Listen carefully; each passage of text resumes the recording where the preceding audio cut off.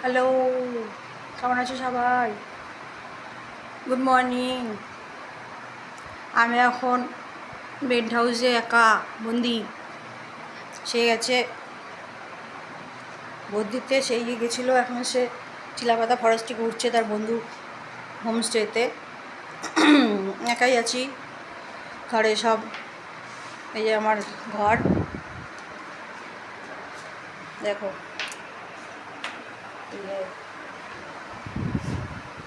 Showcase, Diana, শাশুড়ি মা, আমার ছেলে, তারা মা, রাধাকৃষ্ণ, তারা মা, এদের সব নিয়ে আমি আছি। কী করবো, কিছু করার নেই, এভাবে দিন কাটাতে হবে মনে হচ্ছে।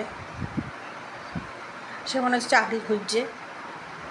আমরা হয়তো উত্তরবঙ্গে চলে যেতে পারি যদি কাজ পায়। চিলাপাতা ফরেস্টে আসা যাওয়া করতে হবে।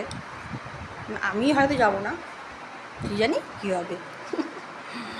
টাটা।